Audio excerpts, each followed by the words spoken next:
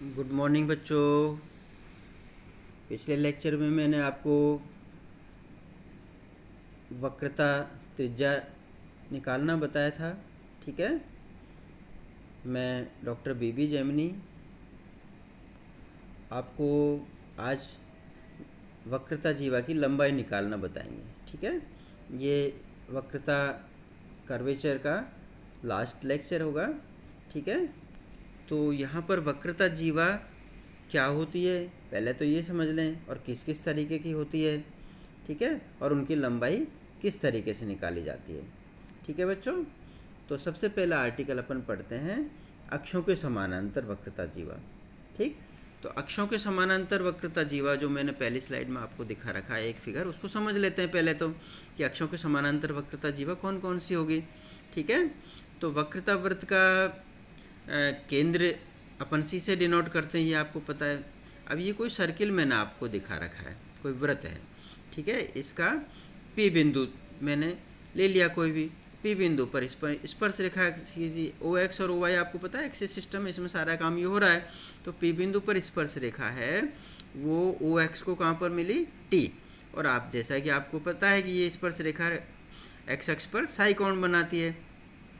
ठीक है बच्चों, तो ये मैंने आपको दिखा दिया साई कोण। अब अपने को क्या करना है, पी बिंदु से एक्स के समानांतर कोई जीवा खींचते हैं वृत्त की। ठीक है, तो वो पी क्यू होगी, एक्स अक्ष के समानांतर पी क्यू जीवा हो गई। ठीक है बच्चों, पी बिंदु से, और इस पी क्यू जीवा के लंबवत जो कोई जीवा है वो पी बिंदु से खींचते हैं तो वो पी एस हो जाएगी।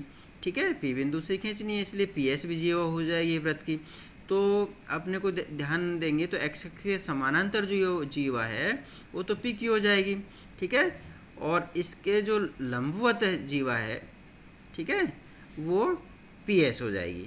ठीक है बच्चों, तो मैंने इस तरीके से इस वृत्त में पी क्यू और पी एस के समानांतर रेखाएं भी ले लिए, तो वो जीवाएं भी हो जाएगी। तो जैसे पी क्यू के समानांतर जीवा क्या हो जाएगी, आर एस, और पी एस के समानांतर जीवा क्या हो जाएगी, आर क्यू। ठीक है बच्चों, अब आप ध्यान देंगे तो पी को आर से मिलाएंगे तो ये जो विकर्ण है पी आर, ये सेंटर से गुजरेगा इसके वृत्त के।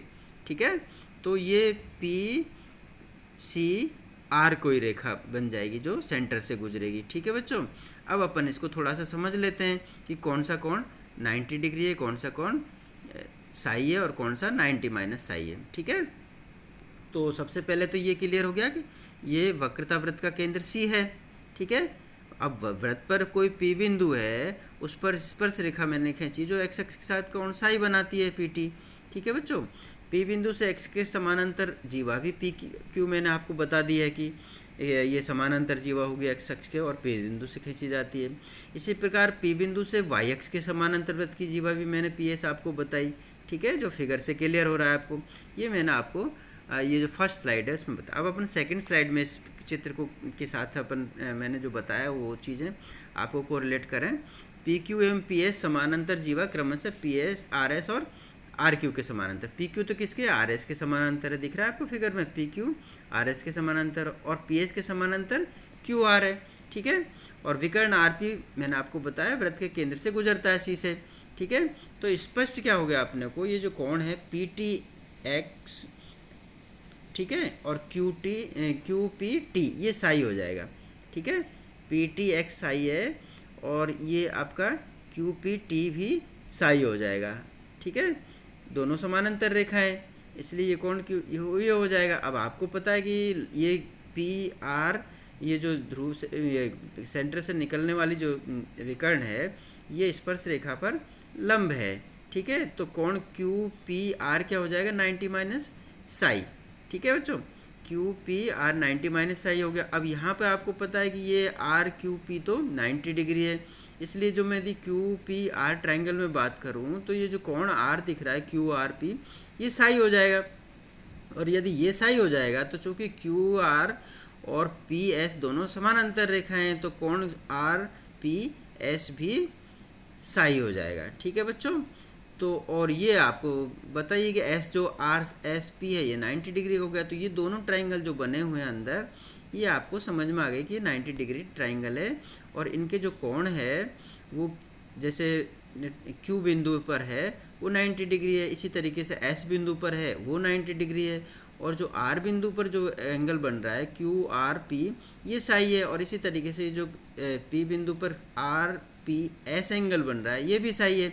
तो ये दोनों समकोण त्रिभुज होंगे जो आपको मैंने अच्छे से समझा दिए। अब अपन आगे काम करते हैं, ठीक है बच्चों। तो अब इस ट्राइंगल में PQR में क्या हो गया, QRP साई है। ट्राइंगल PQR में आप देखेंगे तो QRP साई हो गया, ठीक है। और आगे अपन इन दोनों ट्राइंगल्स में बात करते हैं तो ये PQRP इक्वल टू कोण RPS इक्वल टू साई हो जाएगा, जो मैंने आपको इस फिगर से देख के और क्लियर कर दिया है, ठीक है बच्चों। अब अपन क्या करते हैं कि वृत्त के लिए हम जानते हैं कि CP is equal to CR होता है, क्योंकि ये सेंटर है, ठीक है। तो वृत्त में CP और CR होगा, और ये दोनों वक्रता त्रिज्याएं हैं, तो ये दोनों बराबर होगी। तो अब ये यदि व्यास की बात करूँ मैं आपको PR, ठीक है, ये इसका व्यास हो जाएगा, डायमीटर हो जाएगा PR, तो ये वक्रता त्रिज्या के दुगना हो जाएगा, ठीक है। तो PR क्या हो गया आपका 2 रो के बराबर आ गया, जो मैंने समीकरण नंबर 1 में आपको शो कर रखा है। अब त्रिभुज PQR में देखते हैं अपन, ठीक है। PQR में यदि साइन आपको दे रखा है, PQR में ये R बिंदु पर आपका साई कोण है और Q बिंदु पर 90 डिग्री है, ठीक है। तो इसमें लंब क्या हो गया QP, आधार क्या हो गया RQ, और कर्ण क्या हो गया PR। तो अब मैं यदि इसका साइन ले लूँ, साइन साई, तो क्या हो जाएगा QP अपॉन PR, ठीक है। ये साइन साई मैंने लिया है यहाँ पर, तो साइन साई क्या हो गया PQ अपॉन PR। तो इससे निकल के आई आपकी समीकरण number 2 PQ is equal to PR sine psi. PR का मान मैंने समीकरण नंबर 1 में दिखा रखा है 2 रो होता है, तो PQ क्या मिला अपने को यहाँ से, PQ is equal to 2 rho sine psi. तो PQ ही मैंने आपको बताया कि एक्स अक्ष के समानांतर वक्रता जीवा है, तो एक्स अक्ष के समानांतर वक्रता जीवा क्या मिल गई अपने को 2 रो साइन साई, जो मैंने आपको इस बॉक्स में दे रखा है, ठीक है। एक्स अक्ष के समानांतर जीवा की लंबाई equal to 2 rho sine psi. इसी तरीके से अब अपन क्या करते हैं, वाई अक्ष के समानांतर P बिंदु से जो जीवा है SP PS उसको निकालते हैं, ठीक है। अब आप PS को लंबाई निकालने के लिए क्या कौन सा ट्राइंगल यूज करेंगे, ठीक है, त्रिभुज RPS। ये समकोण त्रिभुज है, इसमें साई निकल रहा है, आपको दिख रहा है, ठीक है। ये RPS में साई कोण क्या हो गया RPS, और S पर 90 डिग्री है, तो अपन इसका कॉस लेंगे साई का, तो अपने को आधार बटे कर्ण की जरूरत पड़ेगी। आधार क्या है यहाँ पर SP, और कर्ण क्या है PR, ठीक है। तो कॉस साई क्या हो जाएगा बच्चों, इसका cos psi is equal to SP upon PR। इससे निकल के आया SP equal to PR cos psi, जो समीकरण नंबर 3 में दे रखा है। SP तो आपके वाई एक्स के समानांतर जीवा है इसकी, ठीक है। तो वाई एक्स के समानांतर जीवा PS की लंबाई क्या हो गई 2 रो, मैंने PR की जगह समीकरण नंबर 1 से 2 रो रख दिया है, ठीक है, 2 रो कॉस साई। तो ये आपको एक्स अक्ष के समानांतर और वाई अक्ष के समानांतर जीवाओं की लंबाई प्राप्त हो गई, ठीक है, जो मैंने ये बॉक्स में दिखा रखी है। पहले ए नंबर दे दिया इसको, दूसरी वाली जो जीवा की लंबाई है उसको B नंबर दे दिया। दोनों बॉक्स में मैंने आपको ये फॉर्मूले दिखा रखे, ये अपने को सवाल में काम आएंगे। आपसे पूछा गया कि एक्स अक्ष के समानांतर जीवा की लंबाई लिखिए, निकालिए, तो ये आएगा 2 रो साइन साई। अब अपने को क्या करना है, रो की वैल्यू भी पता करनी पड़ेगी और साइन साई की वैल्यू भी पता करनी है, इसमें रख देंगे, तो ये एक्स के समानांतर जीवा आ जाएगी। इसी तरीके से वाई एक्स के समानांतर जीवा निकालने के लिए भी अपने को रो और कॉस साई की जरूरत पड़ेगी, तो रो की वैल्यू निकाल लेंगे और कॉस साई की वैल्यू निकाल लेंगे कर्व की इक्वेशन से। तो ये अपने को एक्स अक्ष और वाई एक्स के समानांतर जीवाओं की लंबाई प्राप्त हो जाएगी, ठीक है बच्चों। नेक्स्ट अपन क्या करते हैं, दूसरे तरीके की जीवा की बात करते हैं। इस वाले जो स्लाइड है मैंने दिखा रखा आपको कि ऐसी जीवा जो ध्रुव से गुजरने वाली हो, इसका मतलब ये कर्व पोलर फॉर्मेट में होंगे, ठीक है। तो पोलर फॉर्म वाले कर्व के लिए ध्रुव से गुजरने वाली जीवा या फिर उसमें ध्रुवांतर रेखा जो है उसके लंब जो वक्रता जीवा है, उस दोनों जीवाओं के समीकरण क्या होंगे या लंबाई क्या होगी, वो मैं आपको इस आर्टिकल में बताना चाह रहा हूँ, ठीक है बच्चों। तो एक एक करके अपन समझते हैं।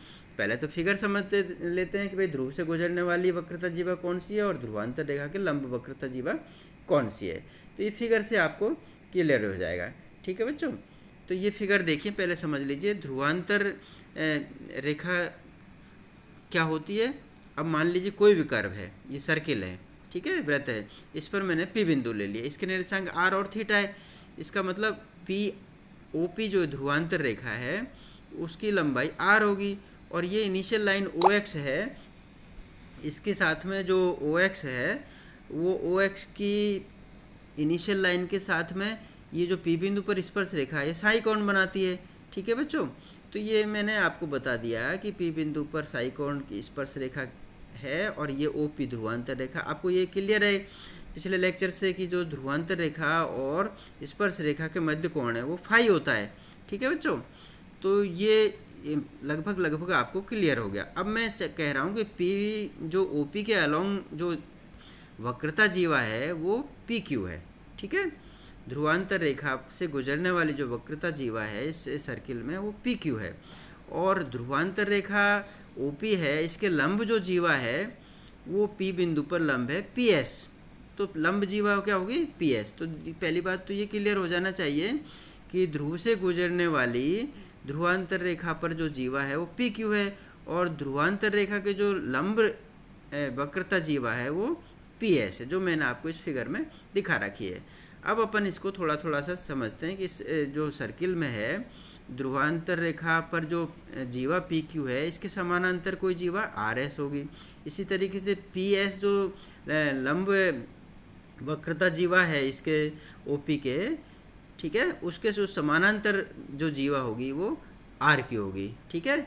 और आर और पी को जो मैं विकर्ण से मिला रहा हूँ ये इसके सेंटर से पास होती है सी बिंदु से, वक्रता केंद्र से, ठीक है। और आपको पता है कि वक्रता त्रिज्या क्या से दी जाती है रो से। तो यदि मैं इसकी व्यास की बात करूँगा पी आर तो ये हो जाएगा 2 रो, ठीक है। अब अपन थोड़ा सा ध्यान देंगे इस फिगर पे। तो ये फाई दिख रहा है आपको, वक्रता ये ध्रुवांतर रेखा और स्पर्श रेखा के मध्य कोण फाई, ठीक है। तो इससे क्या होगा, ये जो एंगल है क्यू पी आर ये 90 - फाई हो जाएगा। अब आप ध्यान देंगे इस त्रिभुज में, किसमें, आर क्यू पी में। तो आपको पता है कि ये तो क्यू बिंदु पर आपका 90 डिग्री बना हुआ है, ये अभी मैंने बताया कि क्यू पी आर आपका 90 - फाई हो गया। तो अल्टीमेटली आपका क्यू आर पी क्या हो गया, फाई, ठीक है। और क्यू ये आर क्यू और एस पी दोनों समानांतर है, इसलिए जो एंगल है आर पी साई ये भी फाई हो जाएगा। तो आपको दो 90 डिग्री एंगल्स में काम करना है, एक क्यू पी आर में जहाँ पर आर पर 5 डिग्री बन रहा है और क्यू पर 90 डिग्री बन रहा है, और एक दूसरा एंगल है आर एस पी, इसमें आर पी एस तो फाई बन रहा है और एस पर 90 डिग्री एंगल बन रहा है, ठीक है। क्लियर बेटा, ये सारा फिगर मैंने आपको क्लियर कर दिया है। अब आप इसको ध्यान से देखेंगे तो पी बिंदु के निर्देशांक आर और थीटा है, बिंदु बी पर स्पर्श रेखा पी टी है जो एक्स अक्ष को साई कोण पर मिलती है, ठीक है। ओपी ध्रुवांतर रेखा है, स्पर्श रेखा पी टी एवं ध्रुवांतर रेखा के मध्य कोण फाई होगा, ध्रुव से गुजरने वाली पी बिंदु पर वृत्त की जीवा पी क्यू है तथा ध्रुवांतर रेखा ओपी के लंबवत पी बिंदु पर वक्रता जीवा पी एस है। अब अपन इसमें काम करते हैं, ठीक है बच्चों। दूसरी स्लाइड में आपको क्या दिखा रखा है कि पी क्यू के समानांतर जीवा पी एस एवं आर एस पी एस के समानांतर जीवा पी क्यू है, और विकर्ण है आपका आर पी, वृत्त का केंद्र है सी है जो आर पी सी से गुजरती है। तो मैंने आपको बता दिया है कि कोण ओ पी टी क्या होगा, फाई, ठीक है बच्चों। ध्रुवांतर रेखा और स्पर्श रेखा के मध्य कोण है ये, और ये लंबवत है इसलिए ओ पी एस क्या हो गया, 90 डिग्री हो गया, ठीक है। ओ पी एस 90 डिग्री है और टी पी आर भी 90 डिग्री हो गया। इससे निकल के आया कि कोण ओ पी आर आपका 90 - 5 डिग्री हो जाएगा। ये मैंने आपको फिगर में पहले समझा दिया है। तो इससे ये क्या होगा कि कोण क्यू आर पी और आर पी एस दोनों फाई हो जाएंगे। क्यू आर पी और आर पी एस ये अपने को फाई मिल गया, ठीक है बच्चों। तो दोनों ट्राइंगल्स में अपन काम करेंगे, और ये जो जीवा बीच से गुजर रही है सेंटर से, ठीक है, ये व्यास होता है, तो ये पी आर हो गया। तो पी आर क्या हो गया, वक्रता त्रिज्या का दुगना हो जाएगा 2cp, ठीक है, इज इक्वल टू 2 रो। ये मैंने समीकरण नंबर 1 में आपको दिखा दिया है। अब अपन त्रिभुज पी क्यू आर में बात करते हैं, इसमें साइन लेते हैं, ठीक है। पी क्यू आर में फाई कौन सा कोण है, क्यू आर पी, और 90 डिग्री कौन सा, क्यू। तो अब अपन को साइन लेना है तो इसका मतलब लंब बटे कर्ण करना पड़ेगा। तो लंब क्या है आपका क्यू पी और कर्ण क्या है पी आर, ठीक है। तो sine phi is equal to P Q upon P R हो गया। यहाँ से जो आपका पी क्यू है वो क्या निकल के आया, P Q is equal to 2 rho sine phi, मैंने पी क्यू पी आर की जगह क्या रख दिया, 2 रो, ठीक है।